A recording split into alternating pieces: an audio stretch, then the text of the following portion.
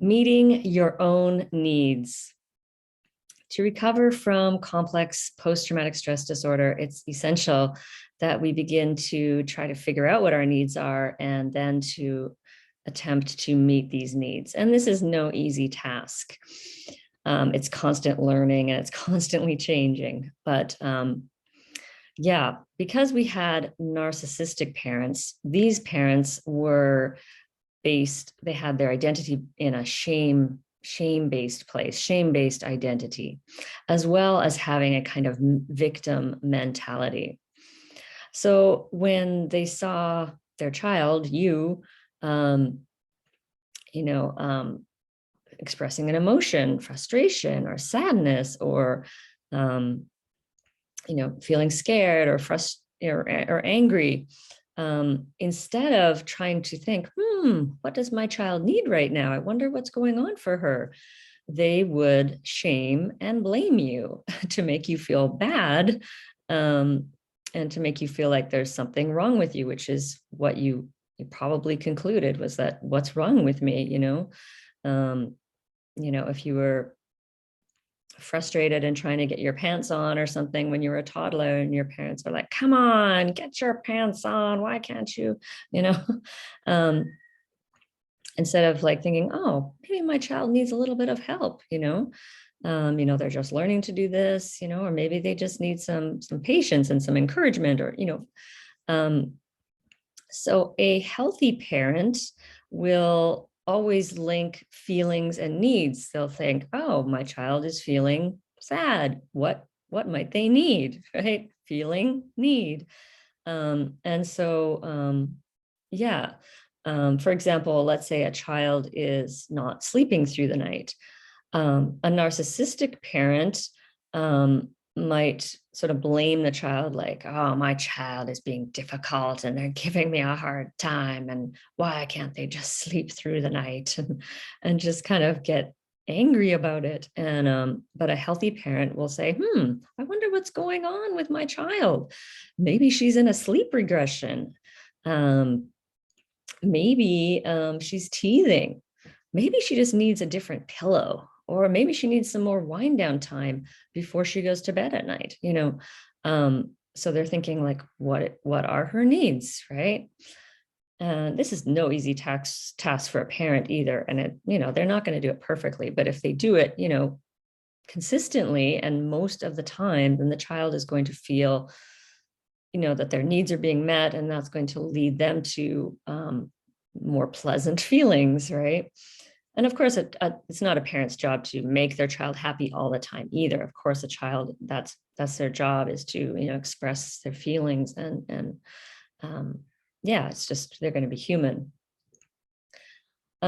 So yeah, a healthy parent is confident and is thinking, I can try to figure this out, and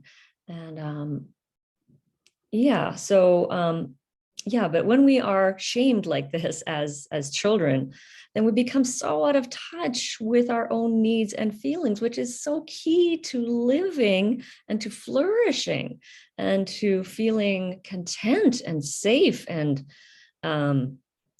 all those wonderful feelings that we have. And I've showed you this before, but this has been such a big help for me, as my feelings wheel with needs being met and needs not being met on there. Yeah, I'll put the link on there at the bottom so you can check it out if you like.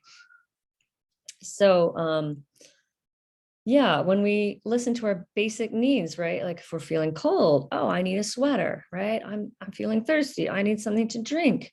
And of course, those can be more simple ones, but they can get, of course, more complex and more subtle. So it can be, if I'm feeling overwhelmed, and that might be like, a little bit more difficult to figure out, or what do I need to simplify, and what are the things what are my priorities? And, they might be a little bit, just take a little bit more work to figure that out.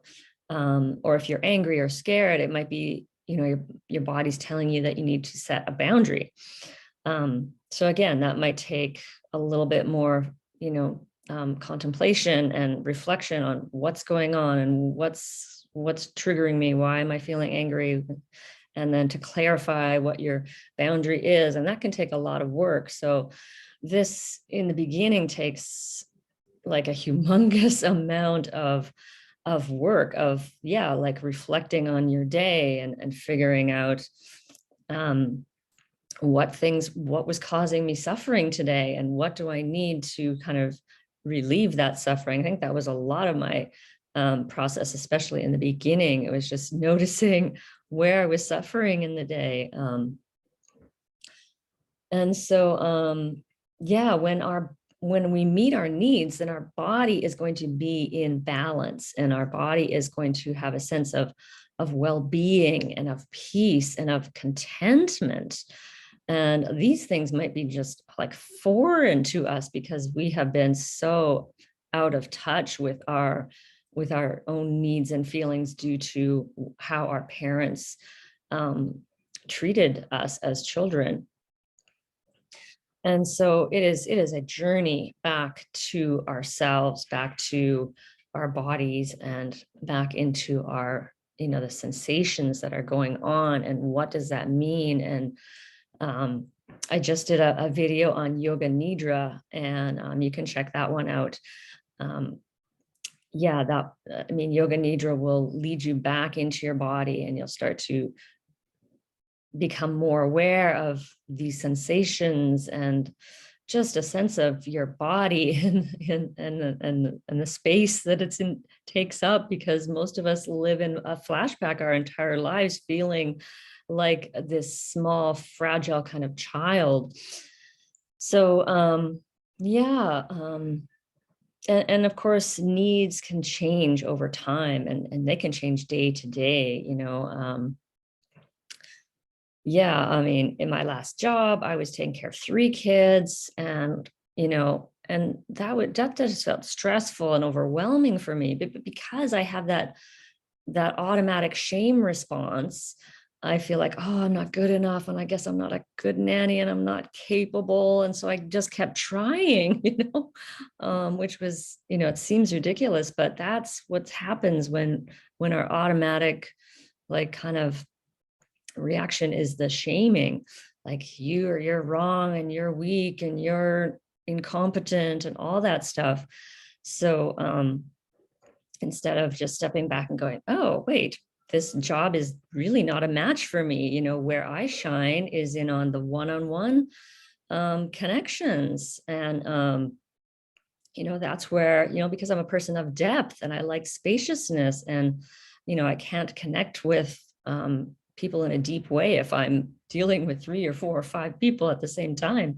So yeah, I really enjoy, and that tells me I really value, one-on-one connections. And this has changed. When I was younger, I loved like teaching a group of like 30 students, and I was, so it can, and we could need both, sometimes one thing, sometimes another. Sometimes I need a long walk. Sometimes I just want a short walk. So it's a lot of fine tuning, and it's day to day noticing, and just staying present with like, what do I need right now, and not trying to. This is all part of self-care too. This is basic self-care. What do I need, and sort of being able to look at yourself as if you're, caring for a child, and just, just noticing without the judgment, without the shaming, and just, oh, how am I feeling today? And what can I do? What can I, maybe I'm needing to call a friend. Maybe I'm feeling lonely and I need to call a friend, all these things that would have been basic, basic skills and basic understanding were, we were robbed of this. And now, wherever you are, it's a tremendous amount of work to get back to ourselves and our true authentic selves, which knows moment to moment really what we're feeling and what we need. And because you're highly sensitive, it's actually a huge gift to be highly sensitive and to be healing. because once you get into your body and you'll start, at least for me, I'll just speak for myself. You know, I'm very aware of subtleties, and I can now pinpoint more specifically what I'm feeling. And it's, yeah, it's a process, but wow. I mean, I'm really grateful to be highly sensitive right now. Yeah. So yeah, use that as your gift, as your tool for learning about who you are and what you need. And remember too that we live in a crazy ass world. So just because somebody else is working 40 hours a week doesn't mean you're a shameful person for wanting to work 30 hours a week, so we have to also get out of like some of the just crazy beliefs and ideas that that were kind of put on us through our parents, and then just from living in, you know, a crazy culture, which, like work hard and forget about self-care, kind of thing. So it's important to kind of weed out those beliefs too, and realize, and again, without the shame, just, oh, well, I actually like to work 30 or 35 hours a week, and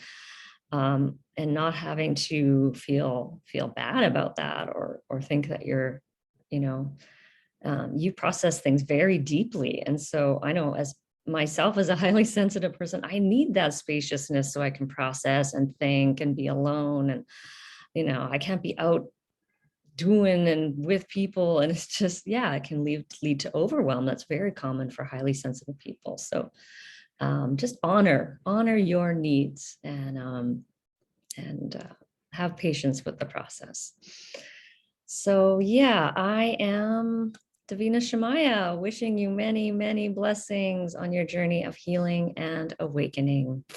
And you can find me at Boldness Blooming. Thanks for watching.